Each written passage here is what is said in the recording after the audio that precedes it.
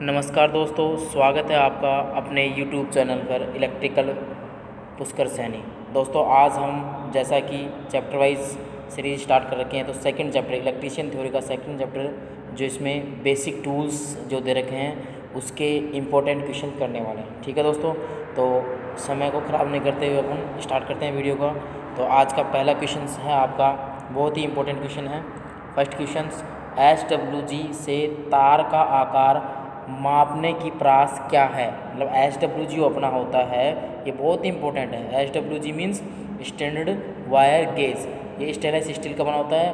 तो हमारा क्वेश्चन क्या है, क्वेश्चन में इसकी रेंज कितनी होती है। तो जो SWG होता है उसकी जो रेंज होती है वो 0 से लेकर के 36 होती है। ठीक है, इसमें खांचे कटे, अब इसमें 0 जैसे 1 2 3 ऐसे खांचे कटे होते हैं, स्लॉट्स होते हैं। अब इसमें मान लो एक तो है 5 नंबर का स्लॉट्स और एक नंबर है 20 नंबर का स्लॉट्स। तो ये 5 नंबर का स्लॉट्स होगा वो होगा बहुत ही मोटा तार होगा और 20 नंबर का बहुत ही पतला तार होगा। इस उल्टा सिस्टम चलता है इसमें। ठीक है दोस्तों, तो इसमें क्वेश्चंस में क्या पूछा है कि SWG की रेंज कितनी होगी। तो SWG की रेंज होगी 0 से 36। डी ऑप्शन इसका राइट आंसर हो जाएगा। क्लियर दोस्तों, चलो नेक्स्ट क्वेश्चन की बात करते हैं। क्वेश्चन नंबर सेकंड की बात करते हैं दोस्तों। क्वेश्चन नंबर सेकंड है, ये फिक्स क्वेश्चन है दोस्तों। ठीक है, ये अपना जो लाइनमैन का पेपर हुआ था उसमें आया क्वेश्चन है कि एक 32 एम्पियर रेटेड केबल की धारा वहन क्षमता क्या होगी। 32 एम्पियर रेटेड केबल है, उसकी धारा वहन क्षमता क्या होगी, करंट कैरिंग कैपेसिटी, यदि इसे पुनः तार बांधने योग्य फ्यूज से सुरक्षित किया जाए, रिवाइल्ड फ्यूज से सुरक्षित किया जाए।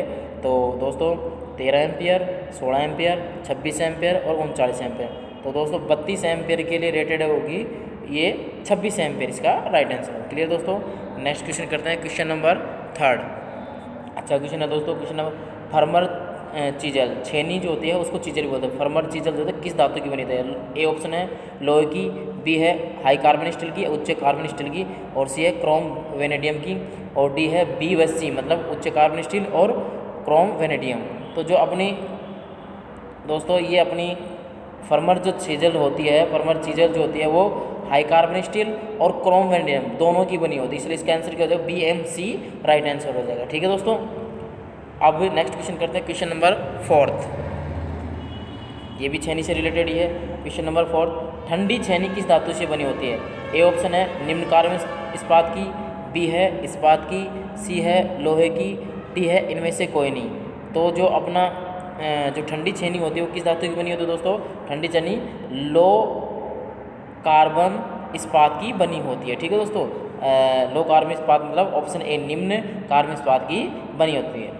ठीक है दोस्तों, नेक्स्ट क्वेश्चन करते हैं। Question number fifth, poker, poker ये क्या होता है, एक अपना जो पेचकस होता है उसी तरह से होता है, निकला भाग होता है। पोकर जो होता है वो स्क्रू वगैरह करने, स्क्रू वगैरह को डालने से पूर्व किसी भी लकड़ी के बोर्ड में छेद वगैरह करने से इसका छेद वगैरह करने के लिए इसका प्रयोग किया जाता है। तो इसका दूसरा नाम क्या है। पहला ऑप्शन है सुम्मी, बी है ब्राडल, सी है जिमनेट और डी में दे रखा है ए व बी दोनों। तो दोस्तों पोकर जो होता है उसको सुम्बी एवं ब्राडल दोनों ही कहते हैं। तो डी ऑप्शन इसका राइट आंसर हो जाए। क्लियर दोस्तों, नेक्स्ट क्वेश्चन करते हैं। क्वेश्चन नंबर 6, क्वेश्चन नंबर 6 बहुत इंपॉर्टेंट क्वेश्चन है दोस्तों। निम्न में से पत्थर की दीवार में से छेद करने के लिए किसका उपयोग किया जाता है। अपनी जो पत्थर की जो दीवार होती है उसमें छेद करना है अपन को, तो उसमें किसका प्रयोग करेंगे। पोकर का गलत है, जिमलेट का गलत है, रोल प्लग टूल्स ये राइट आंसर होगा। ठीक है, ऑप्शन सी इस क्वेश्चन का राइट आंसर होगा। जो रोल प्लग टूल्स होता है उसको उपयोग क्या करेंगे, पत्थर की जो दीवार होती है उसमें छेद करने के लिए इसका प्रयोग किया जाता है। क्लियर दोस्तों, चलो नेक्स्ट क्वेश्चन करते हैं। क्वेश्चन नंबर 7, पंच, बहुत इंपॉर्टेंट क्वेश्चन है। पंच से क्या होता है, ये पंच क्या होता है, मार्किंग करने के लिए इसका प्रयोग किया जाता है। तो पंच जो होता है यहाँ पूछा है कि पंच किसका बना होता है। पंच जो होता है वो किसका बना होता है, कठोर स्टील का, बी है माइल्ड स्टील का, सी है इस्पात का, डी है उपरोक्त सभी। तो जो अपना पंच होता है वो किसका बना होता है, कठोर स्टील का बना होता है दोस्तों। ठीक है दोस्तों, पंच से रिलेटेड और भी बहुत सारे क्वेश्चंस हैं जो कि अपने वीडियो में आएंगे। पंच से रिलेटेड क्वेश्चन ज़्यादातर रिपीट होते रहते हैं। आप देखो क्वेश्चन नंबर 8, क्वेश्चन नंबर 8 है, ये भी इंपॉर्टेंट क्वेश्चन है, ये भी रिपीटेड क्वेश्चन है। किसी तार का व्यास या गेज मापने के लिए किसका प्रयोग करते हैं। सिंपल सी बात है, तार का व्यास या गेज नापने के लिए किसका प्रयोग करेंगे, SWG का, स्टैंडर्ड वायर गेज, जिसे हिंदी में बोलते हैं मानक तार गेज, और इसे वायर गेज भी बोलते हैं। क्लियर दोस्तों, और जिसकी प्रास मैंने 0 से 36 बताई थी, स्टेनलेस स्टील का बना होता है। तो बी ऑप्शन इसका राइट आंसर हो जाएगा। क्लियर दोस्तों, अब देखोगे नेक्स्ट क्वेश्चन है 9 नंबर का। Question number 9, question number 9, centre punch का कोण कितने डिग्री का होता है? 60 डिग्री, 30 डिग्री, 90 डिग्री, 180 डिग्री। तो दोस्तों पंच जो होता है अपने मुख्यतः जैसे सेंटर पंच हो गया, प्रिक पंच हो गया, तो यहाँ पर किसका दे रखा है? सेंटर पंच। सेंटर पंच में जो कोण होता है वो होता है 90 डिग्री का, ठीक है, 90 डिग्री सेंटर पंच के लिए होता है। चलो नेक्स्ट क्वेश्चन की बात करते हैं, क्वेश्चन नंबर 10। क्वेश्चन नंबर 10 वही है पंच से रिलेटेड। प्रिक पंच का कोण कितना होता है? दोस्तों प्रिक पंच में क्या होता है, एक तो होता है 30 डिग्री का कोण और एक होता है 60 डिग्री का कोण। 30 डिग्री के जो कोण होते हैं वो हल्के चिन्हों के लिए होते हैं और 60 डिग्री के होते हैं साक्ष्य चिन्हों के लिए। क्लियर दोस्तों? प्रिक पंच में कोण पूछे तो 30 डिग्री 60 डिग्री दोनों होते हैं, लेकिन 30 डिग्री किसके लिए होंगे? हल्के चिन्हों के लिए, और 60 डिग्री किसके लिए होंगे? साक्ष्य चिन्हों के लिए, जो कि क्लियर अपन को दिखाई दे। क्लियर दोस्तों? चलो नेक्स्ट क्वेश्चन की बात करते हैं, क्वेश्चन नंबर 11 आ गया ना। क्वेश्चन नंबर 11 में देखो हल्के चिन्हों के लिए, तो क्वेश्चन नंबर 11 है हल्के पंच चिन्हों के लिए पंच कोण कितना होता है? तो हल्के के लिए कितना होगा? 30 डिग्री, और साक्ष्य के लिए कितना होगा? 60 डिग्री। क्लियर दोस्तों? क्वेश्चन नंबर 12, क्वेश्चन नंबर 12 आ गया कि साक्ष्य चिन्हों के लिए पंच प्रिक पंच का कोण होगा 60 डिग्री होगा। क्लियर? क्वेश्चन नंबर 13, ये जितने भी क्वेश्चन हैं दोस्तों आपके ITI के एग्ज़ाम में और कंपटीशन के एग्ज़ाम में जो लाइनमैन का पेपर होता है अपने राजस्थान में, उसमें आए हैं क्वेश्चन से, इसमें से दो चार क्वेश्चन रिपीट होते रहते हैं। जैसे SWG का ये तो मोस्टली रिपीटेड क्वेश्चन होता है। SWG क्या होता है, SWG की रेंज कितनी होती है, SWG का पूरा नाम क्या होता है, क्या काम होता है? स्टैंडर्ड वायर गेज, ठीक है, स्टैंडर्ड वायर गेज। तो इसका यही ऑप्शन इसका राइट आंसर हो जाएगा। क्लियर? नेक्स्ट बहुत अच्छा क्वेश्चन है। ग्रेड के आधार पर रेते क्या होते हैं? रेतियाँ जो होते हैं 4 प्रकार की होती है, पहले तो ये बात करते हैं, ठीक है। पहले तो हो गया लंबाई के आधार पर, ठीक है। दूसरा होता है ग्रेड के आधार पर, तीसरा है अपना कट के आधार पर, और जो चौथा है अपना आकार के आधार पर। क्लियर दोस्तों? ये तो अपनी रेतियाँ होगी। अब यहाँ पूछा क्या है? ग्रेड के आधार पर। ग्रेड के आधार पर रेती जो होती है वो रफ रेती होती है, बास्टर्ड रेती, बास्टर्ड जो रेती होती है वो सबसे ज़्यादा काम में आती है, सेकंड कट रेती होती है, स्मूथ होती है और डेड स्मूथ होती है। ये प्रकार की ग्रेड है। अब देखो ऑप्शंस में बात करते हैं, रफ एम बास्टर्ड, क्लियर है, ये भी ग्रेड के आधार पर। बास्टर्ड जो रेती होती है वो सबसे ज़्यादा काम में आती है। सेकंड कट ये भी अपनी ग्रेड के आधार पर, स्मूथ और डेड स्मूथ। तो उपरोक्त सभी क्वेश्चन इसमें सभी ऑप्शन जो होते हैं वो सही हैं, ग्रेड के आधार पर ये सारी रेतियाँ उपरोक्त सभी, ठीक है। तो 14 नंबर क्वेश्चन का ऑप्शन क्या होता है? D option, rough, bastard, second cut, smooth और डेड स्मूथ, ये सारी क्या होती हैं? ग्रेड के आधार पर रेती होती है। क्लियर दोस्तों? क्वेश्चन नंबर 15 की बात करते हैं, कट के आधार पर। मैंने बताया था ना कि रेतियाँ जो होती है 4 प्रकार की होगी, लंबाई के आधार पर, ग्रेड के आधार पर, कट के आधार पर और आकार के आधार पर। आकार के आधार पर ट्राइंगुलर वगैरह ऐसे होती हैं, ठीक है, ट्राइंगुलर हो गया, स्क्वायर हो गया, इस तरह से। अब देखोगे कट के आधार पर बताना है, सिंगल कट, डबल कट, ठीक है भाई, covered cut, spiral cut, रास्प cut. तो उपरोक्त सभी इसमें भी डी ऑप्शन हो जाएगा, ये सारी कट के आधार पर है। क्वेश्चन नंबर 16, एल्यूमिनियम, अच्छा क्वेश्चन है। एल्यूमिनियम केबल के सिरों पर संयोजक लग और टर्मिनल्स को बैठाने के लिए किसका प्रयोग किया जाता है? जो टर्मिनल्स होते हैं लग्स, और जैसे अपना तार हो गया, इसके जो अंतिम सिरा होता है उसको लग और टर्मिनल्स लगाते हैं, उनको फिक्स करने के लिए किसका प्रयोग करते हैं? ठीक है, तो ऑप्शन ए वायर स्टिपर का गलत है, क्रिपिंग टूल्स ये राइट आंसर है, जिमलेट, पाइप रिंच। तो क्रिपिंग टूल्स जो होता है उसका प्रयोग किसके लिए करें? लग और थिम्बल्स को बैठाने के लिए किया जाता है। क्लियर?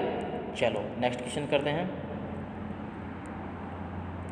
क्वेश्चन नंबर 17 नंबर का क्वेश्चन हो गया। ये भी ITI लेवल के एग्जामों में पूछ लिया जाता है। देखो मोटर, जनरेटर आदि में 60 पर कसी पुल्ली को निकालने के लिए किसका प्रयोग? देखो पुल्ली निकालने के लिए पुल्ली पुलर का प्रयोग करते हैं, और बेरिंग की बात करते हैं बेरिंग का काम है। अब इसमें क्वेश्चंस में कन्फ्यूजन क्या होगा? ये तो बता देंगे भाई पुल्ली निकालने के लिए पुल्ली पुलर और बेरिंग निकालने के लिए बेरिंग पुलर का, लेकिन ये पूछ रहे हैं पुल्ली पुलर में लेग्स, नंबर ऑफ लेग्स कितनी होती है, मतलब टांगों की संख्या कितनी? पुल्ली पुलर है उसमें तो 3 टांग होती हैं, और बेरिंग पुलर में कितनी होती हैं? 2 टांगें होती हैं जो कि एडजस्टेबल होती हैं। ठीक है, चलो नेक्स्ट क्वेश्चन की बात करते हैं दोस्तों।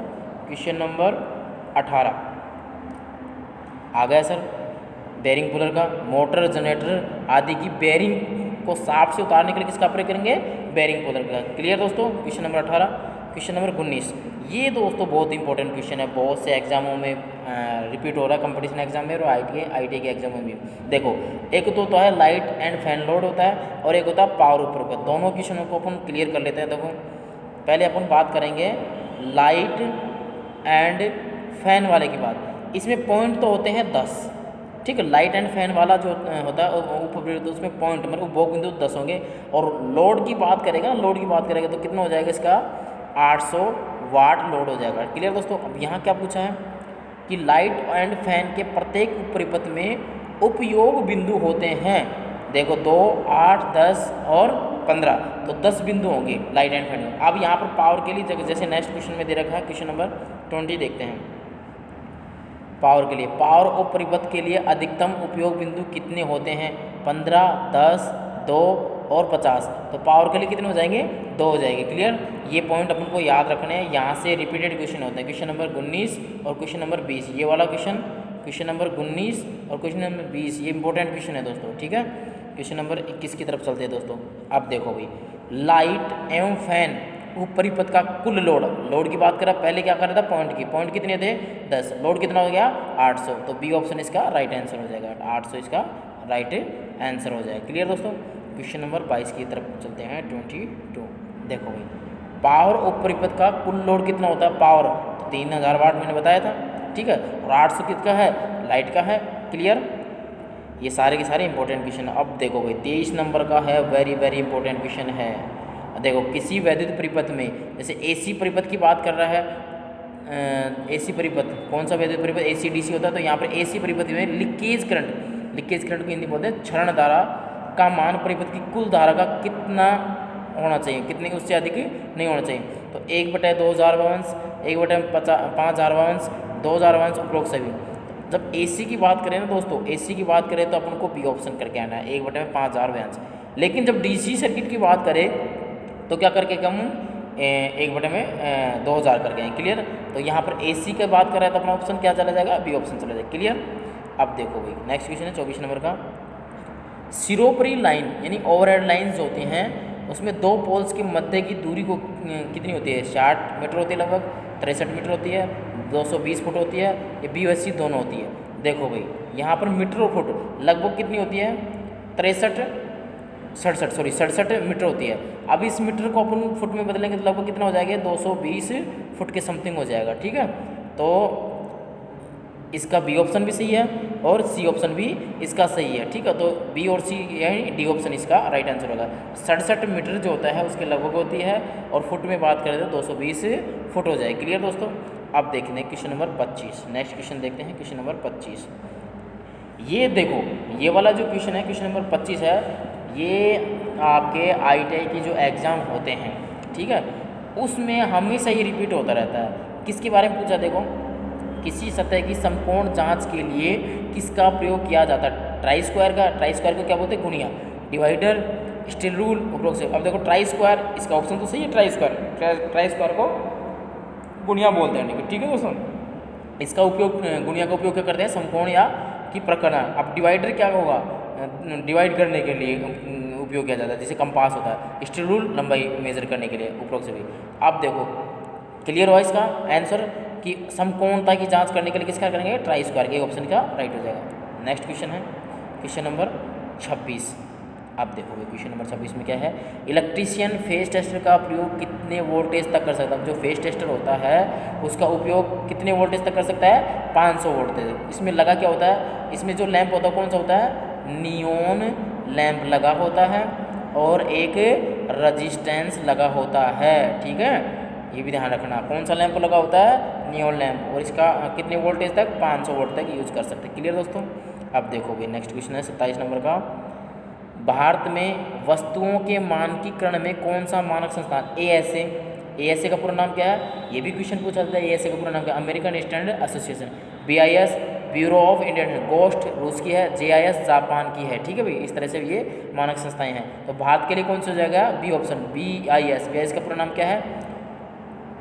ब्यूरो ऑफ इंडियन स्टैंडर्ड, भारतीय मानक संस्थान। क्लियर दोस्तों। नेक्स्ट क्वेश्चन है 28 नंबर का क्वेश्चन। दोस्तों इलेक्ट्रीशियन के लिए नहीं, ये फीटर वालों के लिए भी ये इंपॉर्टेंट क्वेश्चन है। वर्नियर माइक्रोमीटर का अल्पतमान कितना होता है? ऑप्शन ए 0.001 mm होता है वर्नियर माइक्रोमीटर का। क्लियर दोस्तों। तो ऑप्शन ए इसका राइट आंसर हो जाएगा। चलो नेक्स्ट क्वेश्चन की बात करते हैं। अब आ गया, पहले तो क्या कर रहा था भैया, पहले वाले में तो क्या कर रहा था? वर्नियर माइक्रोमीटर था। अब केवल माइक्रोमीटर वर्ड दे दे तो अपना अल्पत मान कितना हो जाएगा, केवल माइक्रोमीटर दे दे तो 0.01 होगा, ठीक है। अब वर्नियर देता तो 0.001 होता और केवल माइक्रोमीटर दे रखा था तो 0.01 होगा। क्लियर दोस्तों। अब देखो भाई